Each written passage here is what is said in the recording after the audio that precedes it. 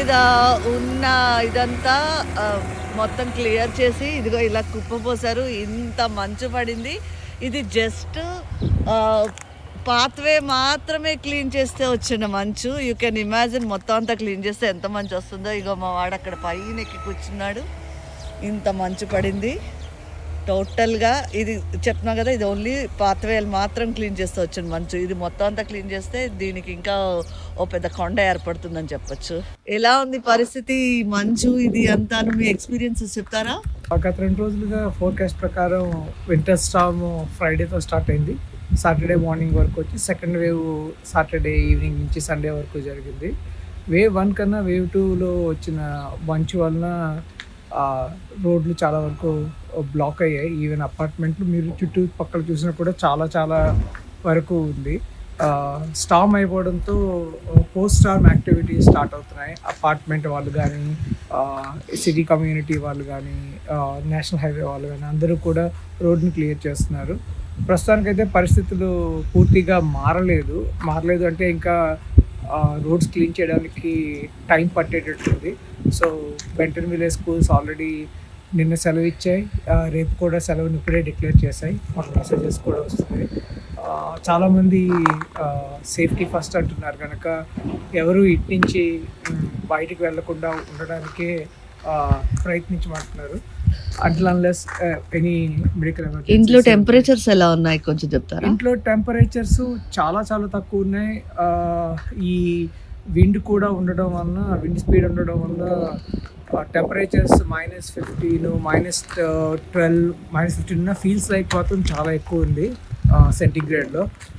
దానివలన పెద్ద పెద్ద ఇల్లు ఉన్న వాళ్ళకి సెంట్రల్ హీటర్ సిస్టమ్స్ కూడా సరిగ్గా కావాల్సినంత టెంపరేచర్ ఉండకుండా చాలా కోల్డ్గా ఉంది.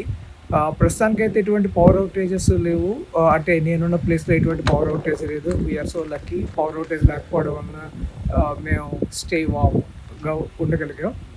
ప్రస్తుతానికి చూస్తే ఇంకా క్లీనింగ్కి టైం పట్టచ్చు. 24 గంటలు అయితే మినిమం పట్టేటట్టుంది. దాని తర్వాత రోడ్ క్లియరెన్స్ ఉంటే స్కూల్స్ ఓపెన్ అవుతాయి. పిల్లలు కూడా బ్యాక్ టు స్కూల్ వెళ్తారు. వర్కింగ్ కండిషన్స్ అయితే ప్రస్తుతానికి మేము కూడా వెయిట్ చేస్తున్నాం. ఆఫీస్ నుంచి ఏదైనా ఆఫీస్ నుంచి పని చేయాలా లేకపోతే రిమోట్గా పనిచేసే అవకాశం ఉందా అనేది. కానీ సేఫ్టీ ఫస్ట్ కనుక రిమోట్ కూడా వర్క్ అవుతుంది అనుకుంటున్నాను. అమెరికాలోని 2వ రోజు కూడా స్నో కురవడము ఇంకా కంటిన్యూ అవుతూనే ఉంది. మీకు ఇక్కడ గమనిస్తున్నట్టయితే స్నో పడుతున్నది. ఇది నిన్న రాత్రంతా కూడా కంటిన్యూ అయింది. శుక్రవారం సాయంకాలం మొదలైంది. ఈరోజు ఇక్కడ అమెరికాలో ఆదివారం ఉదయము ఇప్పటి వరకు కూడా స్నో పడుతూనే ఉన్నది. మీరు చుట్టుపక్కల చూస్తే మీరు గమనించవచ్చు, మొత్తం అన్నీ మంచుతో నిండిపోయాయి. మీరు నా కాళ్ళు కూడా చూస్తే చాలా లోతుకి వెళ్ళిపోయాయి, అంత మంచు పడింది. ఇది ఆర్కన్సాలో పరిస్థితి. దీనికన్నా ఇంకా న్యూయార్కు, మిషిగన్, చికాగోలోని పరిస్థితి మరీ దారుణంగా ఉన్నది. అన్ని చోట్ల భీకరంగా మంచు పడుతుంది. చాలా చోట్ల కరెంటు పోయింది, పవర్ పోయిందని తెలుస్తోంది. దాదాపుగా 90,000 మంది పవర్ పోయి ఈ మంచు కారణంగా ఎఫెక్ట్ అయ్యారు అని లెక్కలు వస్తున్నాయి. ఇది ఇప్పటికీ ఈ స్నో కరగడానికి ఇంకొక 2-3 రోజులు పడచ్చు. ఈ లోపల ఇంకెంత అవుతుందో తెలియదు. చాలా చోట్ల మంచుతో పాటు మంచుతో కూడిన వర్షం పడింది. దాన్ని స్లీట్ అంటారు. ఆ స్లీట్ వల్ల ఏంటంటే వైర్స్, కరెంటు వైర్లు అవన్నీ ఏమున్నాయో అవన్నీ ఫ్రీజ్ అయిపోతాయి. ఆ ఫ్రీజ్ అయిపోవడం వల్ల అవి తెగిపోయి పడిపోతే దానివల్ల పవర్ పోతుంది. అది చాలా చోట్ల జరిగింది. మంచుతో కూడిన వర్షం పడుతున్నది. సో అది ఇంకా వరస్ట్ పరిస్థితి.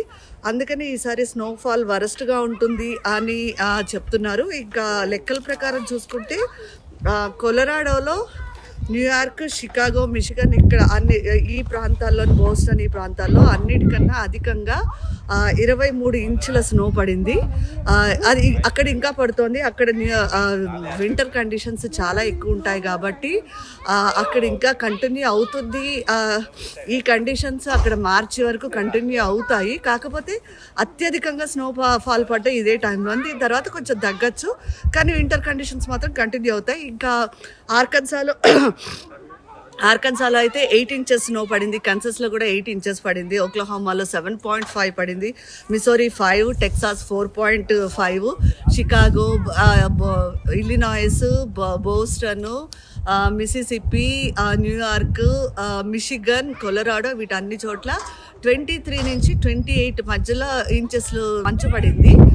అలాగే అక్కడ టెంపరేచర్స్ కూడా -38, -43 వరకు వెళ్ళాయి. ప్రస్తుతం ఇక్కడ నేను ఆర్కన్సాలో ఉన్నాను. ఇక్కడ బెంటన్విల్లో ప్రస్తుతం వెదరు -17 ఉంది. ఇది డిగ్రీలు -17 ఉంది, కానీ ఫీల్స్ లైక్ అని ఒకటి ఉంటుంది. అంటే -17 ఉన్నా కూడా జనాలు మనుషులు ఎలా ఫీల్ అవుతారు అన్నది కూడా ప్రిడిక్షన్ ఉంటుంది. ఆ ప్రిడిక్షన్ అయితే -17 కన్నా ఇంకా తక్కువ, -23 ఉన్నది. నేను Manogna, RTV Arkansas. Local to global news at your fingertips. మీ చేతిలో ఒక ఆయుధం. Download R TV app. Media legend Ravi Prakash is back.